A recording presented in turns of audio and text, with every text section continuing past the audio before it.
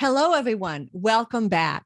I'm Sandy Rosenthal, host of Beat the Big Guys. And today I have a very exciting guest today. I can't wait to introduce you. Her name is Ms. Mary Zack. Hey, Mary, how are you? I'm well. Happy New Year. Happy New Year to you too. So I am going to introduce you and give a little introduction to our listeners right now. I'm going to be just a minute or two. Mary Zack is a Michigan native, a Michigan State graduate, and a medical device sales rep living in Chicago. She is an ovarian cancer survivor, being diagnosed at the age of 17. That was 1998. In March 2018, she found out about the Kalamazoo River Superfund site for the first time and found out that thousands of tons of PCBs were illegally dumped into the river dating back decades. So this led to the formation of a community advocacy center group called Justice for Otsego. Ms. Zack is the founder, where thousands of members continue to support the mission of uncovering a long history of waste dumping, causing family, friends, neighbors, teachers all to report various rare illnesses and birth defects. So this is extraordinarily important work. So Mary, talk to us a little bit about your experience and share, if you could share with our listeners one or two examples where you felt you achieved a success. Yeah. So do you want me to go into the background though of what started the community If, group? if you feel that you need to give some background, then you can go ahead and do that. Okay. Okay. Yeah. So as mentioned, I was an ovarian cancer survivor at the age of 17. Survived and thrived through that. But while I was in school, I noticed that several of my classmates also had cancer. I graduated in 1999, so it's been a while since my graduation. And through social media, just staying in touch with a lot of my classmates, I've seen cancer case after cancer case, deaths. So many of my classmates have died, to the point where, I mean, it's just unbelievable. The town of Otsego is 4,000 people. I like to mention that because 4,000 people can't even comprehend how small 4,000 people are. So our high school was very small. So like I said, I mean, I can think of 4 classmates of mine that had cancer in my grade. 4 females in the grade above me are already deceased from cancer before the age of 35. My middle sister at the age of 32 was diagnosed with breast cancer, at 34 with melanoma. My oldest sister, Emily, who's 42, was just diagnosed with breast cancer a month ago. My mother had bladder cancer. My neighbor had breast cancer. It's just insane. And so we've always kind of thought, like, what's going on? And back in 2018, as mentioned, that was when I first came across an article about the river in my town had cancer causing chemicals. And I just thought there has to be some sort of connection. Mary, I'm going to ask you, how far away is the mic from your mouth? Oh, is it too far? Yes, too far. It's too Okay. far. And then you can lower the volume just a little bit because you're very close to the mic. Oh, okay. Okay. All righty. I'm Okay. sorry. No, I should have mentioned it earlier, but we're good. We're good. So, okay. Okay. So yeah, I've just noticed all of these illnesses. And then I read about the river having this cancer-causing polychlorinated biphenyls illegally dumped in the river that I grew up playing in, fishing in. And I made a Facebook post, just a blanket Facebook post one day saying, "Hi, class of 1999 here. I've just learned about the Kalamazoo River. Can't help but notice that I had cancer. A lot of my family members and friends have had cancer. Does anybody think there could be a connection?" And it spiraled out of control. I could not keep up with all of the emails, all of the Facebook requests, and people pouring their hearts out to me, telling me their stories. So at that point was when I decided to start my own health survey on SurveyMonkey, asking general questions of people, age of diagnosis, what's your diagnosis, family history, all of that. And within 24 hours, I had, I think, over almost 100 surveys. And to date, I have nearly 1,000 health surveys. And these surveys are just incredible. They tell a huge story. one of the things I asked, and I won't go into too much detail because there's obviously a lot to talk about, but one of the questions I asked was, what year did you graduate from high school? Because it's such a small community. Some people were saying, oh, cancer's everywhere. You know, they became desensitized to it. And I'm like, cancer is technically everywhere, but if you do get diagnosed, it's usually later in life. Our diagnosis are children, teenagers, and young adults. And so just for an example, like my class in 1999, there are 3 of us that have had ovarian cancer before the age of 30 with hysterectomies in a class that probably had 60 females. And it's just insane. The graduating class above me, and of course I'm biased to ovarian just because that's my experience, but there were 4 females in the graduating class of 1998 that had ovarian cancer before the age of 35. So it's just insane numbers. And so that got the attention of a lot of these agencies, actually, back in the beginning. What agencies? The first person I reached out to was Dr. Mark Johnson, who's from the ATSDR here, Region 5 in Chicago. He covers the 5 states, Illinois, Indiana, Michigan. And I called him up on the phone and just kind of told the exact same story, said I started a health survey, and he's like, can you come meet with me tomorrow? And I was shocked, but I'm like, absolutely. So I met with him. He looked at my health survey, made a couple comments just about some of the diagnoses. But I told him about the Kalamazoo River Superfund, which he was aware of. And we just started talking. And he said, Mary, what's your next steps? And I said, well, I'm actually going to have a community town hall meeting in 5 days in my town. I'm going back to Otsego. And he goes, okay, we'll be there. And he said, ATSDR will be there. The EPA will be there, Michigan Department of Environmental Quality, Michigan Department of Health, and our county health. And he said, but can you come back in a couple of days so we can all meet as a group collectively to discuss what the meeting is going to be about? And I said, okay. So I went, obviously, and they started talking to me about what they were going to discuss. And I said, whoa. I appreciate you guys are going to talk, but this is going to be our initial meeting where people can tell you their stories, tell you their health stories.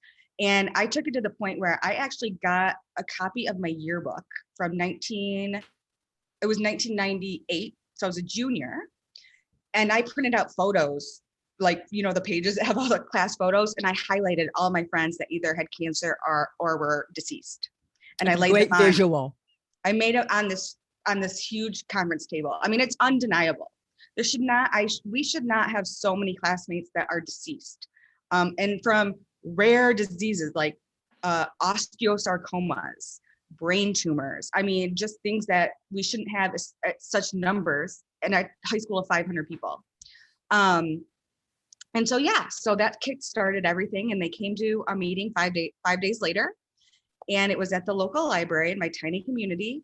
And it was 4 hours of people standing up with a microphone saying, I just buried my daughter. My son just died of a brain tumor. I mean, the stories were horrendous. The very first people that I called on, I didn't even know who they were. They had the funeral services pamphlet in their pocket. It was a mom and dad that just buried their, I think she was 30-year-old daughter, mother of 2, diagnosed with a rare breast cancer that went to her brainstem, and she died in 8 months. And so that kind of led to the discovery of everything we've discovered over the last 4 years, which the illegal dumping is mind-blowing. So did the agencies speak at that meeting? So they did. They didn't have a ton of time to talk. They introduced themselves. They talked a lot about the river, right? Because the river was actually declared a Superfund site in 1989, okay, which is unbelievable to me because I graduated in 99 and I don't even remember hearing about it at all, of course, right? Yeah, so they talked a lot about the river and how at this stage they started cleaning up in 1990. And now this is 2018. We were downriver, right? So they finally came they were actually at our location pretty much at the time we started this. They finally got to our location, and they just were talking about what PCBs are, how they got there, and how the only thing is like, they didn't do any health studies, but just don't eat the fish because the fish have PCBs. So just a lot of generic,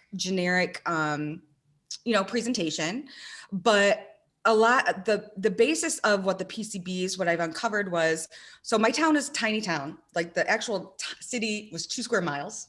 And then there's the township surrounding it, but 4,000 people total. There were 2 major paper mills in my town.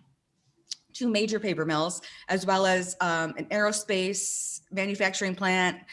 These companies or factories all had discharge permits into the river, right? Obviously at legal amounts. But what we found out is my parents didn't work in the mills, so I didn't think a lot about it, or I didn't know a lot about it, growing up. My parents were both teachers.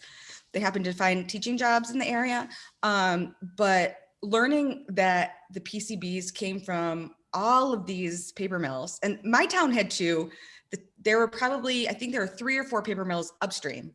So West Michigan is just paper making, area.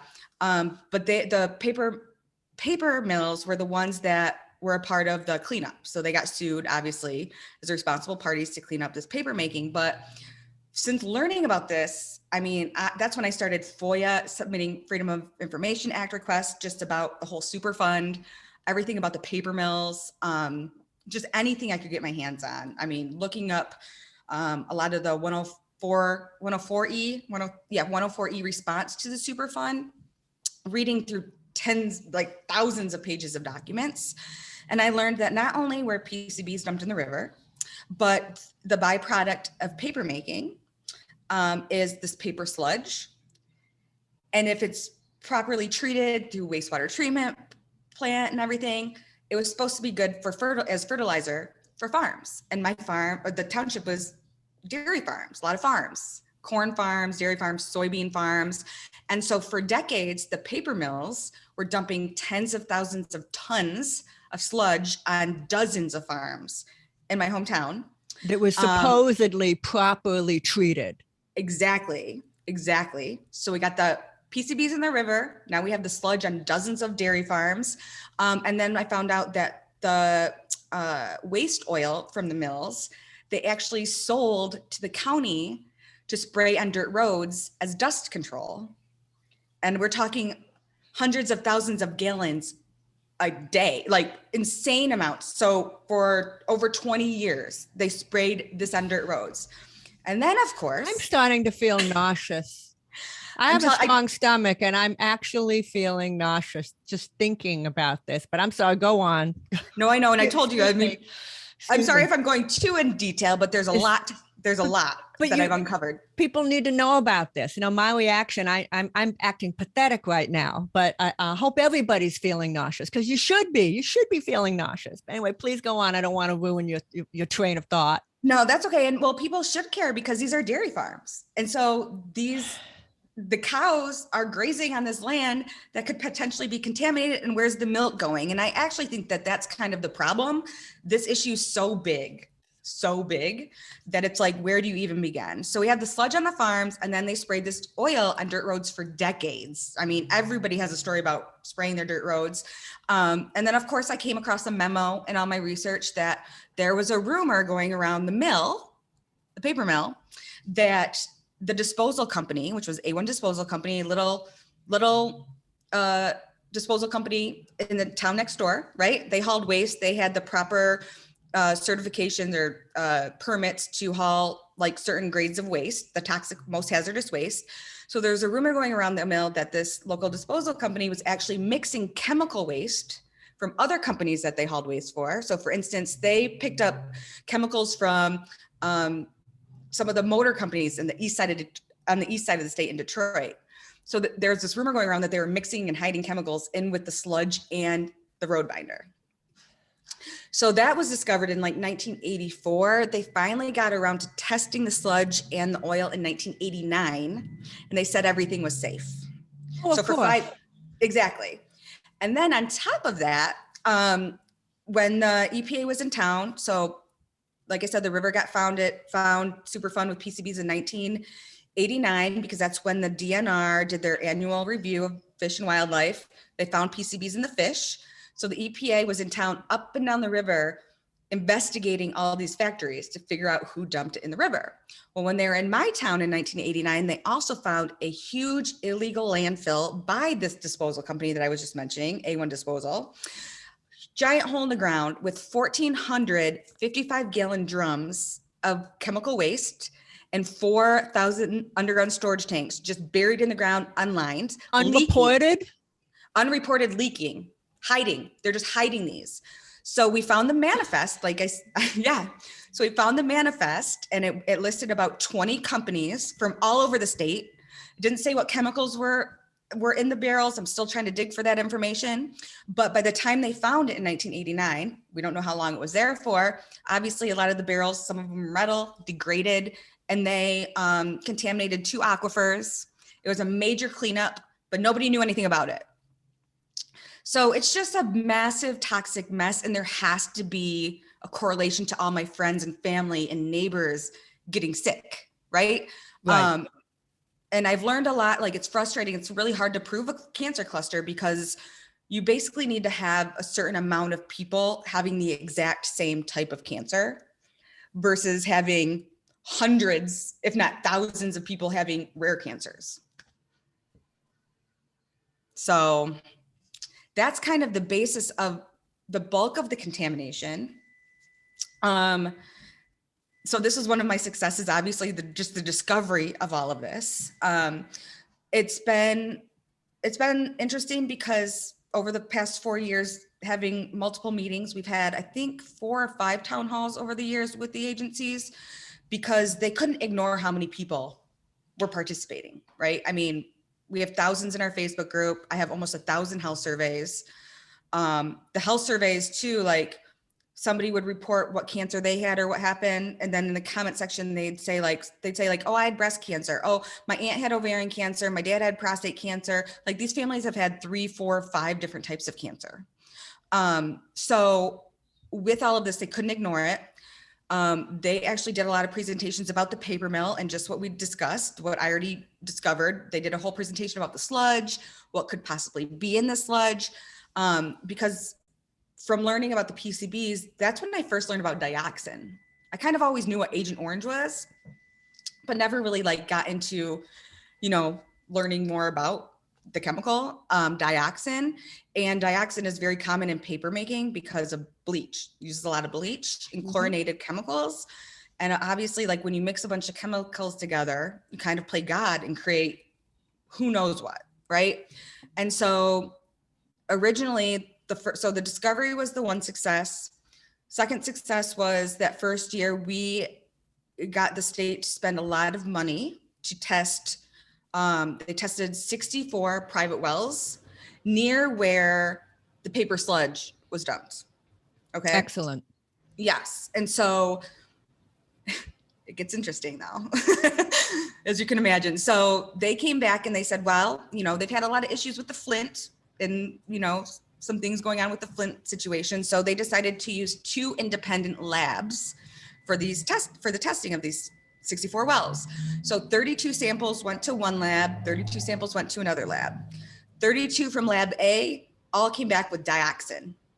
Safe levels of dioxin though, right? Which we can debate forever, right? Just about safe levels, but dioxin nonetheless. Dioxin is rarely found in drinking water. Very bizarre. It's never tested for in drinking water. So yeah, lab A, dioxin. Lab B, all clean. No dioxin, even though they had the same sludge from the same waste hauler, right? So they came and explained this to us, and they said the things, but they said, but we're having this meeting to let you know that there's a problem with the testing, and that they investigated the lab A with the dioxin results, and they realized that they used all contaminated containers with dioxin. Yeah, you're right when you said it gets interesting. And of course, it's all baloney. Yeah. It's all baloney. Oh my gosh. Well, and I asked, I said, well, can you give us an example? What did you test prior to our town? Because I've been told that dioxin's never really tested for in water. And they're like, no, we don't really have the answer. Maybe a lab technician was a smoker, was smoking a cigarette on his break, came back, had residue on his hand. That's how That's how crazy. Insane, not crazy, insane. So yes. Oh my gosh. So so is it time we can start my Q&A? Or yes, I'm sorry. Yes, go ahead. Okay. Well, I'm going to jump right in with this most recent one with the dioxin, and you made the comment, well, I don't really know a lot about dioxin. Well, you shouldn't have to know. You're the victim. Exactly.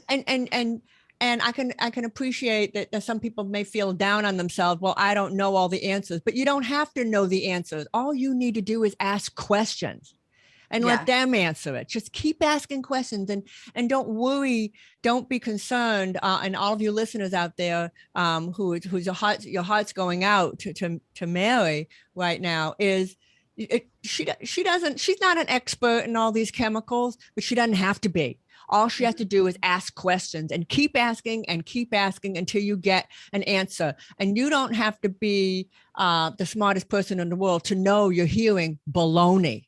Yes, absolutely. Right. Keep asking. So you're doing exactly the right thing. So, and then I'm going in kind of in reverse. Just before that, you commented on how it's difficult to prove a cancer cluster. Yes, it is. It is difficult. And so there are times when you, the leader, no matter who you are out there, trying to change the world in your hometown, there are times when you do need to call in an expert. And it sounds to me like there's 3 different types of experts that you might want to reach out to who will probably be happy to offer pro bono expert advice. You need a statistician. Okay. You need a health expert. And I think you need an attorney. And all of these things, all of these skills can be found in people who are like-minded, who believe in what you're doing. There may even be some local, but they don't have to be local. They can offer their advice and expertise from India. Okay. As long as you have email. Okay. So, so have you enlisted the services of experts up to this point? I've reached out to so many people. I'm very fortunate, like I mentioned, to be working with this graduate program. So they have a lot of people that have various skills, obviously, a lot of PhD students. Lawyers, yes, I actually had a major law firm, but I will say that it's not that they aren't still working with me, but they came and toured the area, flew in. I mean, we did all this discovery. I sent them all my discovery, and they're just to the point where it's such a mess. They're so used to suing like 1 or 2 corporate entities.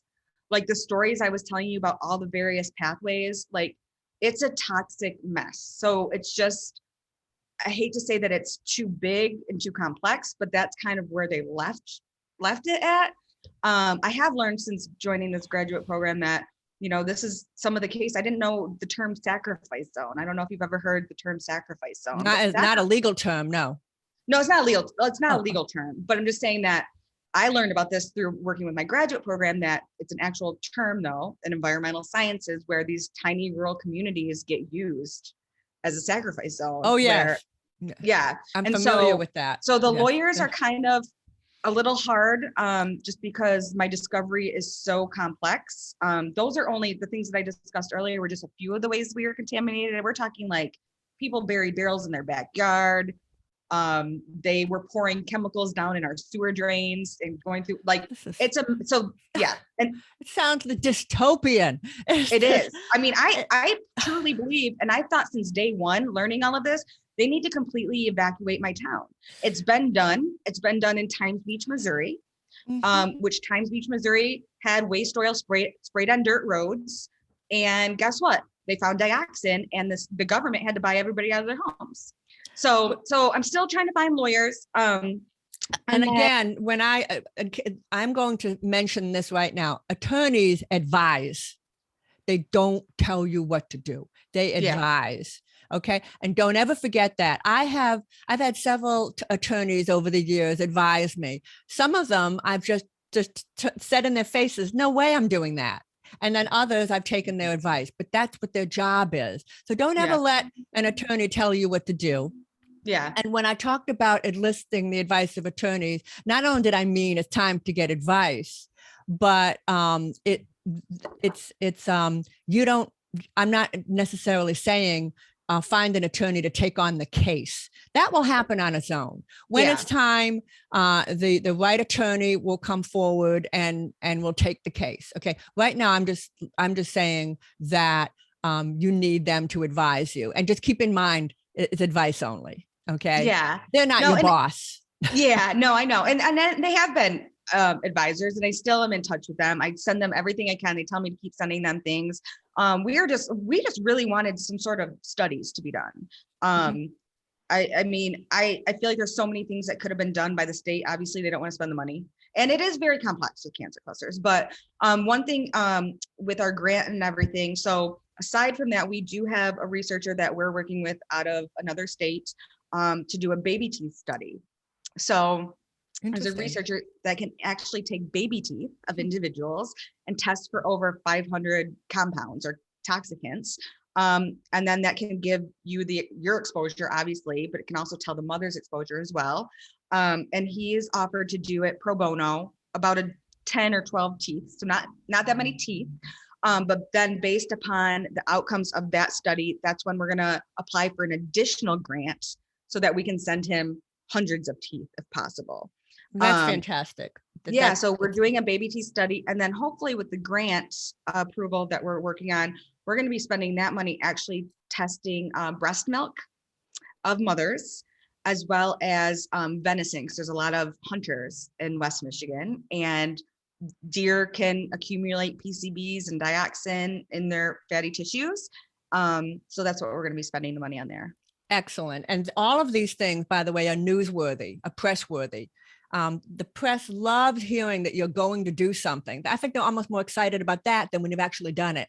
So let them know that you're doing this study. Let them know that you're doing this, the teeth study, and let them know about these other studies. And that they will find that interesting. And if you need help with writing a press release, just let me know. Just email me, and I can give you help with that.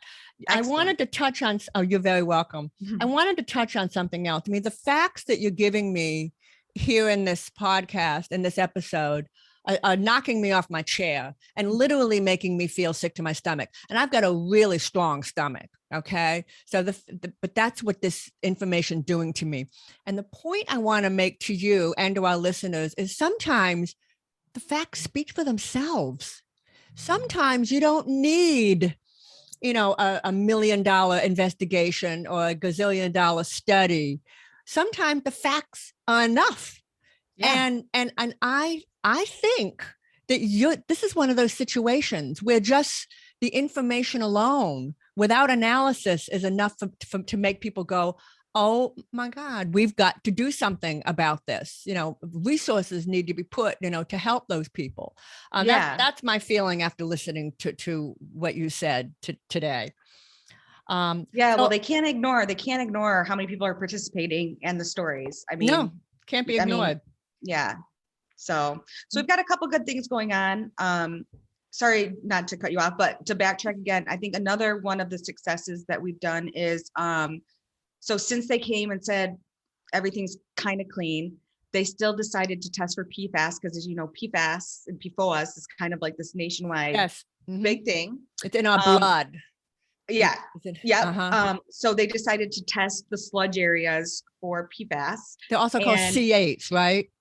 I'm sorry? They're also called C8s. The letter I don't know. C8. I've never heard it called that. Yeah, but the PFOA, that's definitely this. It's a man-made chemical that once it gets into the human body doesn't know what to do with it. Absolutely. And it literally can get into your blood. So, okay, I just want to make sure our listeners were all, understanding what chemical we're talking about right now. So, okay, you go on. Yeah, it's used as like flame retardant and like nonstick situations. So it's kind of everywhere. That's what they say. It's ubiquitous in the area, or in the country. But so since we started this group, they did test, like they started off as one neighborhood where the sludge was, because a lot of these farms, some of the farms still exist, but a lot of the farms were then converted into subdivisions. new homes where they had to dig private wells. So where my town Otsego is definitely officially on the Michigan PFAS map. We're one of the cities that's mentioned as being contaminated. They're still doing ongoing testing, but it's interesting because the state of Michigan through the U.S. Department of Agriculture has like a $27 million loan situation for all these towns that have PFAS, and Otsego's getting 10% of it. Population 4,000. So they're going to be hooking up these neighborhoods where they had sludge and now have homes onto city water. And I would like to think that if we didn't start this, we wouldn't have known. That's a success. And each success should be celebrated among all of your supporters because that's evidence that their support is generating results. Evidence that maybe they should put more energy into working with you. Evidence that more experts should come forth and help you. Always celebrate a success. It's not bragging. It's letting your supporters know that their time hasn't been wasted. Yeah, absolutely. I mean, everybody's been so supportive. My community is amazing. I think a lot of people tend to fall off or kind of feel defeated, but we're growing in numbers. Every week I get new members. Mm-hmm. That alone, just that'll quell that defeatism feeling. And it's easy to do. It's easy to do. So I also noticed right in the very beginning of your monologue, you talked about how you use Facebook and SurveyMonkey to get the ball rolling. And what I want to remind our listeners is both of those are for free. They don't cost a dime. And now once your membership swells to hundreds of thousands, then there's a fee from MailChimp and from SurveyMonkey and from Facebook. But when you first start out, all of these services are free and easy to use. They've made themselves very user-friendly. You don't have to be any special sort of computer software expert to figure out how to use these these platforms. So exactly. Yes, and they're free.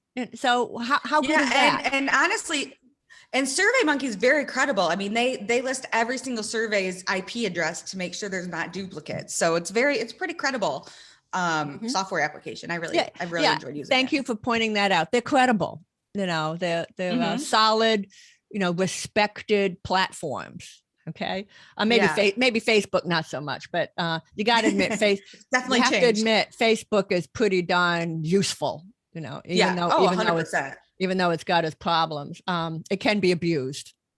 And the only other thing I wanted to ask you is I'll be honest, I was really suspicious when the EPA and those agencies wanted to get together with you before the town hall meeting. And I was going, warning, warning, Dr. Smith, warning, don't let these people, act like they're your friend.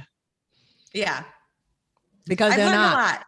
I know. I've learned a lot over the 4 years. Yes, they're definitely not. They wanted to hijack my meeting pretty much. They wanted to, they didn't, but that was their goal. Exactly. And you did an effective meeting and they weren't able to. And so I just had to alert our listeners, when the enemy or somebody that you wouldn't expect to be your friend acts like they want to be your friend, just be on your guard.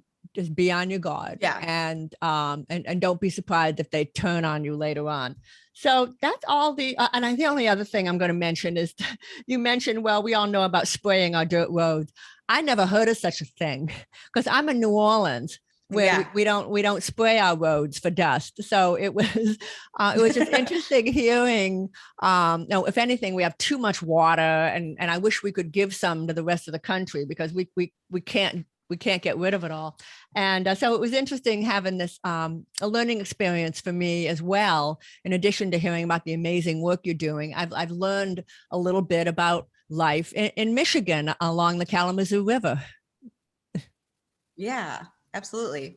So Ms. Zack, if anybody would like to get in touch with you and offer their assistance or just to keep in touch with what you're doing, how should they get in touch with you? They can visit Facebook, our Facebook page, which is Justice for Otsego, which is OTSEGO. Or you can contact me via email at justicefor@otsego@gmail.com. That's justice for spelled out at Gmail. And I just say, encourage anybody that wants to learn more. You can go to our Facebook page, Justice for Otsego. We have videos from all of our meetings up there. So that very first initial meeting with all of those agencies.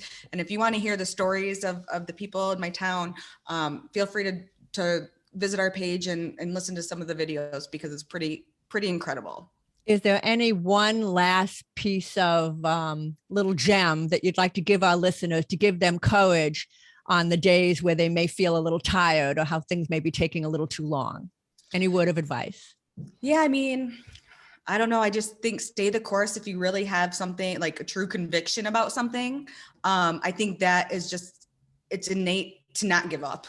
It's something that I just know the truth, and just realize that, obviously it takes a village. So just do as much as you can to encourage people that collectively you can make change. And we're proving it with our little group in our tiny town of 4,000 people. So yes, you are. And you're doing a fantastic job. Thank you again, Mary Zack, for joining me. And I hope all of you enjoyed this episode. Make sure to subscribe, rate, and review this podcast on all of your favorite platforms. And remember, no matter who you are, you can beat the big guys. Thank you so much for having me. Great talking to you. Okay, stay with me. I'm going to stop. I'm going to stop the recording. No, it's okay. It's cool.